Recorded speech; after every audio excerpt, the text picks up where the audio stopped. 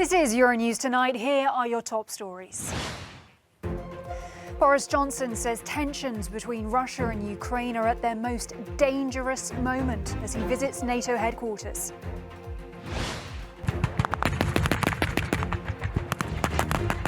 Displays of might from Russia and Ukraine as military exercises begin. Russian troop levels in Belarus at their highest since the Cold War, as Kiev accuses Moscow of ramping up the psychological pressure. Here in The Cube, we take a look at false online claims about an unfounded link between COVID vaccines and HIV. And skating his way into Olympic glory, Team USA's Nathan Chen claims gold as he holds his nerves in Beijing. I'm Helena Humphrey. Thanks for joining me. The hope that a solution can be found to rising tensions between Russia and Ukraine through diplomatic efforts appears to have come to a standstill. We heard dire warnings from both the British Prime Minister and NATO Secretary General, who said that Russia's military build-up near the Ukrainian border is one of the biggest threats to European security in recent memory. Moscow has continued to deny it has any intention of invading Ukraine, saying what it calls that the threats from the West are a road to nowhere. Judith Prescott reports. British Prime Minister Boris Johnson has described the Ukraine crisis as the most dangerous moment for Europe in decades. His comments came during a meeting with NATO Secretary General Jens Stoltenberg as Russian forces continue a military build-up on the frontier of its southern neighbour. And when the Berlin Wall fell, the people of Europe made clear that they wanted their freedom and their security to be inextricably tied together. And that's why NATO agreed that any country should be free to pursue the security alliances that country chose. Stoltenberg called on Russia to tone down military aggression and remain at the negotiating table or face severe consequences. Russia has a choice. They can either choose a diplomatic solution, and we are ready to sit down, but if they choose confrontation, they will pay a high price. There will be economic sanctions. There will be increased NATO military presence in the eastern part of the alliance. And of course, the Ukrainian army, defense force, is much stronger now than they were in 2014. In Moscow, while meeting with his British counterpart Liz Truss, Russia's Foreign Minister Sergei Lavrov dismissed the words of warning from NATO. Ideologized approaches, ultimatums, threats. This is the road to nowhere. Unfortunately, many of our Western colleagues are carried away with this form of public activities, and I can't call it diplomacy. So far, there are no signs that intense diplomatic activity deployed by leaders from the US, EU and NATO to defuse the Ukrainian crisis have made any headway with the Kremlin. Judith Prescott, Euronews. Well, for more on all that diplomatic movement across Europe, let's go straight to Shona Murray in Brussels. Shona, this is a tense time, both Russian and Ukrainian military drills underway. Jens Stoltenberg saying earlier that NATO is preparing for the worst. We also heard from Boris Johnson saying that this is the most dangerous moment. Has the situation deteriorated?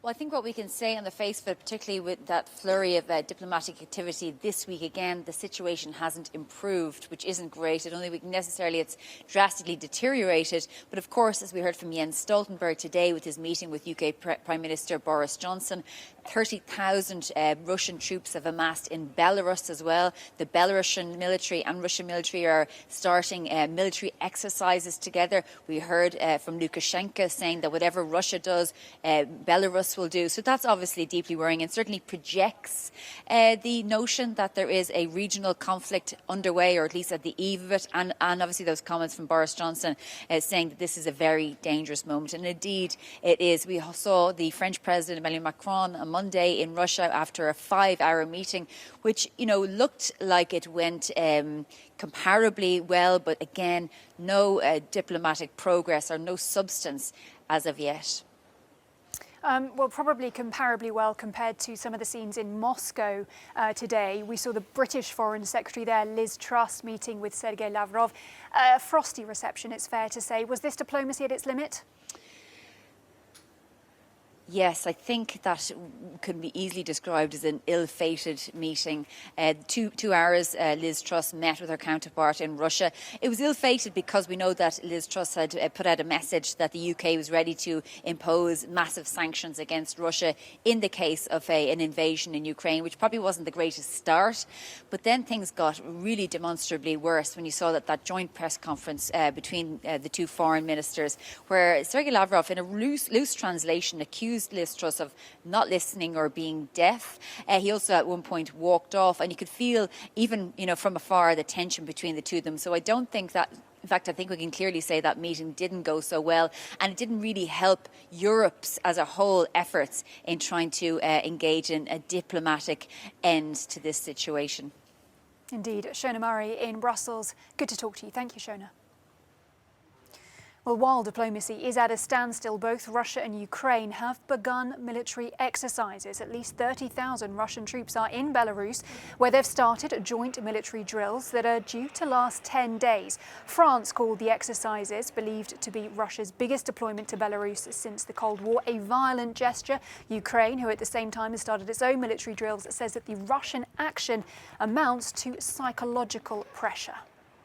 Well, let's cross straight now to our international correspondent, Annalise Borges, who's in southeastern Ukraine. She's in Mariupol. Annalise, good to see you there. Now, we know that those military drills are underway on both sides. Kiev calling this Russian military drill psychological pressure. So how is all of this playing out on the ground?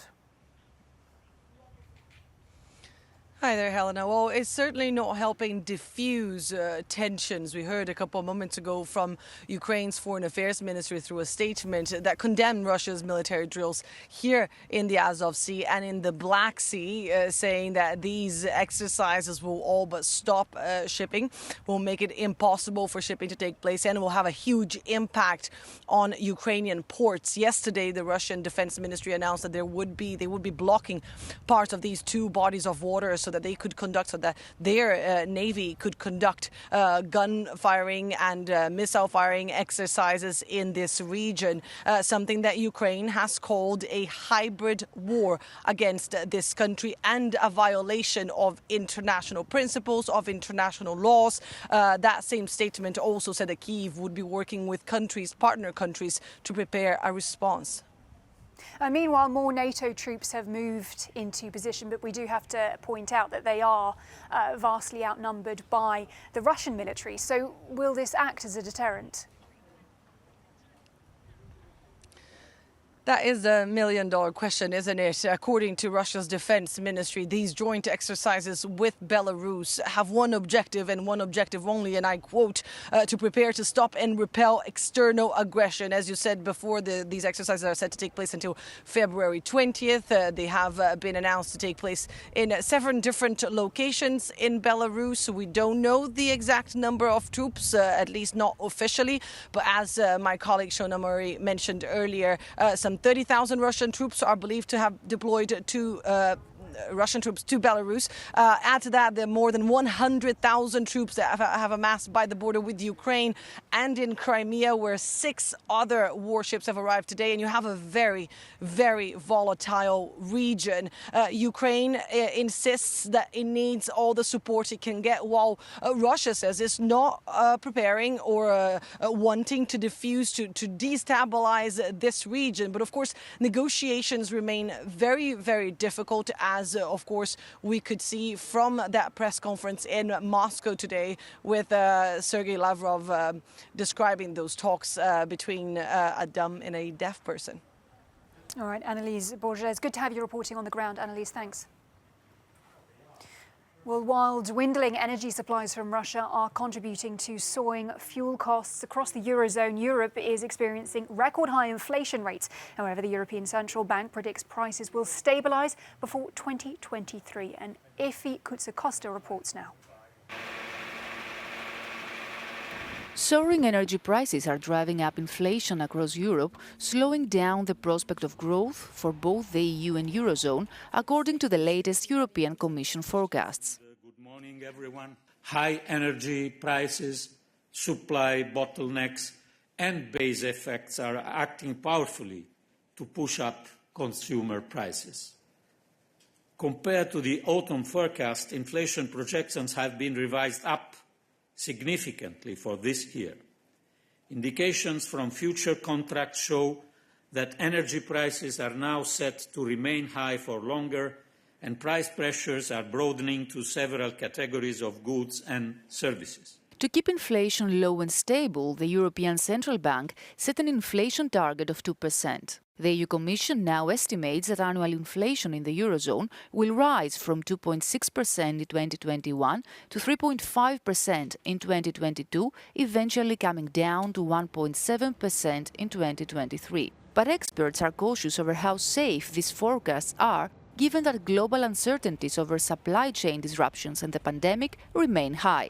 Concerns about surging inflation are already impacting global markets. In this environment, how high is the risk of a new financial crisis? I wish I could confidently say I can rule it out. I think the reality is that the Eurozone remains in a fragile spot. And I think what we need is we really need two things. I mean, we need the work at the national level to reform and to increase productivity growth. But we also need more European action, and that means, we need to discuss the thorny issue of fiscal union and, more fiscal integration. And I think at the end of the day, the Eurozone cannot hide away this debate forever, especially in a period when inflation will increase and monetary policy cannot step in anymore. The outlook for inflation, but also for the overall European economy, is also dependent on tensions between Ukraine and Russia. And as Commissioner Gentiloni stresses, peace, stability and economic growth are obviously and strictly connected. Efi Koutsokosta, Euronews, Brussels. Day 6 of the Winter Olympics in Beijing provided more great sport action and sporting triumphs. US snowboarder Chloe Kim brushed off the competition with ease to retain her gold medal in the snowboard halfpipe. The 21-year-old scored an impressive 94 on her first run, all but securing her top place from the start. Kim even attempted and failed to land an improbable 12.60 on her second and third runs. Such was the margin between her and other athletes. Now, there was also further glory and revenge for the United States as figure skater Nathan Chen kept his cool to take home the gold. The Salt Lake City-born athlete stormed to victory by more than 22 points and received a standing ovation from a delighted crowd. Chen said that the win meant the world to him after nerves got the better of his performance 4 years ago in Pyeongchang. Now, while all eyes were on the sporting feats at the Games, a growing doping scandal is surrounding the Russian figure skating star Kamila Valieva. Media reports say that the 15-year-old tested positive for a banned substance several weeks ago. The International Olympic Committee has refused to comment so far, but reports say that the case will be heard at an emergency hearing in Beijing. Keeping us up to date with everything Winter Olympics, we're joined now by sports reporter Michael Kern. Michael, thanks so much for joining us again. We know that the IOC is tight-lipped at the moment. These reports remain unconfirmed. So what do we really know about all of this? Yeah, not too much, as you've alluded to. Of course, Kamila helped Russia win that gold in Monday's figure skating team event, and this allegedly tests positive for that banned heart medication of TMZ. And as you've stressed, this is all unconfirmed and just alleged at the moment. The International Testing Agency, they conduct all the tests at the Games, have said that the ITA is aware of the various reports circulating regarding the postponed medal ceremony and the figure skating team event. And they go on to say that any announcement connected to these would always be publicly issued on the ITA's website and not commented on otherwise, and there's been nothing published to date. Now, we know with the performance, it was incredible. First woman to pull off a quad jump in Olympic history as well. So it's been postponed for the moment. And I guess it's good to have a little bit of an idea of what TMZ is and what it does. And it works by increasing blood flow to the heart and limiting rapid swings in blood pressure. So basically in sport, and athletes can use it to improve their performance, especially in endurance sports. It's been on the World Anti-Doping Agency list of prohibited substances since January 24. Kamila did practice today, but as yet the Russian delegation are also refusing to discuss the situation. And also because of this, because she is under 16, she's classed as a protected person. So even if it is confirmed, she can't officially be identified if she is guilty of any anti-doping violation. Now, Michael, reports suggest that this test actually took place well before the Games began. So, why this delay and what does it mean for the Russian team? Well, obviously, tests take time to come back, and officially from January the 28th is when the official Olympic period started, and the IOC had authority on the anti-doping program, which, of course, I mentioned is all done through the ITA. What does this mean going forward? Well, of course, they're going to want to get this resolved as quickly as possible. And obviously, as and when we get anything official, that'll be followed by a due process, depending on the results. Now, athletes on the teams can challenge decisions. The Court of Arbitration for Sport is the way to do that. And they have representatives in Beijing to handle urgent cases. But of course, anyone found guilty of offences could mean the IOC strip titles, reallocate medals. But I think we've got to keep an eye on this one and see how this maps out in the next few days. And no doubt you will. Very briefly, though, day 6 really belonging to Team USA, didn't it? It certainly does. As you've already mentioned, Chloe Kim, an amazing performance.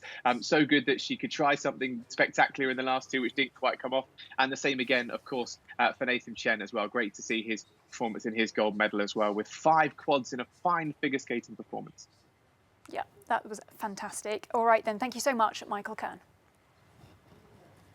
Now from Beijing to Berlin, where the 72nd Berlin International Film Festival is opening. So let's go straight over there to talk to David Morikand, a film editor at Ex-Berliner magazine. Good to see you. The festival last year was much quieter. Of course, it was forced to go online because of COVID. So what changes can we expect this year? Good evening, Helena. Yes, it's an ambitious gambit this year from the Berlin Film Festival to go ahead as an in-person event, considering that the 2021 version went exclusively online. The Minister of Culture, Claudia Roth, described it as a signal to the entire film industry, while the artistic director of the Berlinale, Carlo Chatrian, stated that it was an exercise in resistance.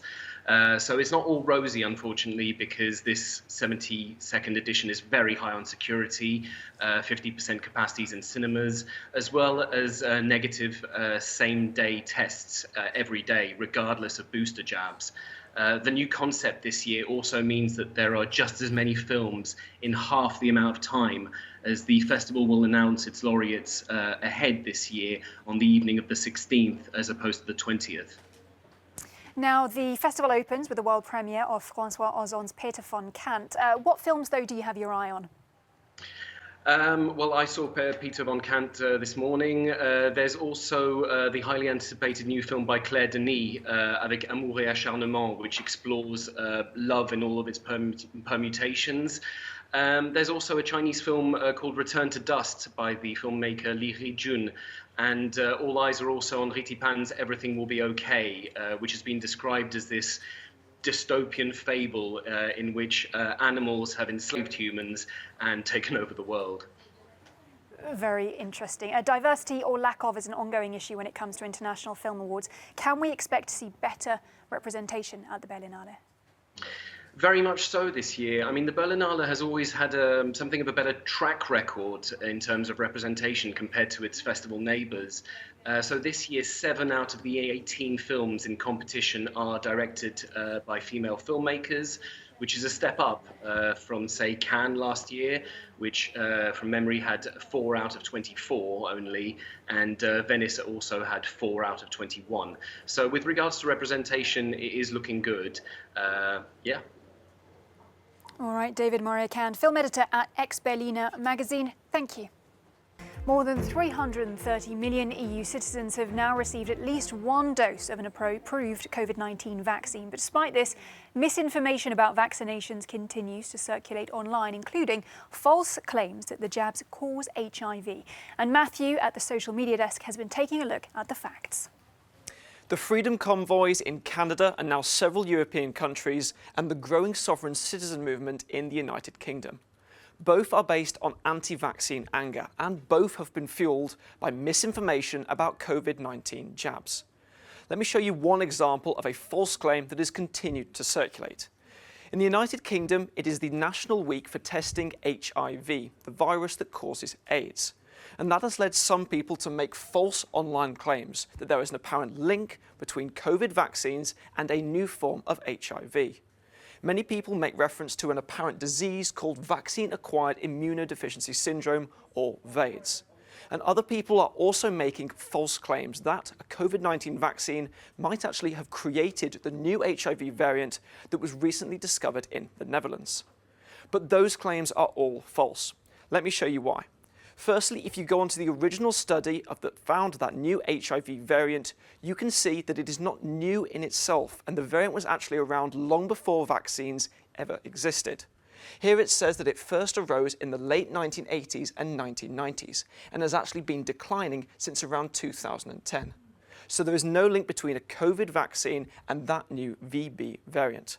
But of course, more widely, there is no clinical evidence to suggest any connection between COVID vaccinations and any form of AIDS. You yourself can go onto the website of the European Centre for Disease Control and Prevention or the World Health Organization. And if you search for VAIDS, you will get no results. It is not a condition that they are aware of. And given that billions of people have now had at least one dose of a COVID-19 vaccine, health experts say that any such condition like this would have been documented. Helena, what health experts are saying is that COVID vaccines continue to be safe and effective against the virus, and that any risks are extremely rare. But certainly, there is no clinical evidence to suggest any connection between a COVID vaccine and any form of HIV. All right, Matthew, thank you so much. As we know, very sadly, misinformation epidemic can be deadly in and of itself. Thank you. But we leave you now with a no comment from Taiwan, where 1,500 drone lights illuminate the skies above Kaohsiung in celebration of the Lantern Festival. Thanks for watching Euronews Tonight.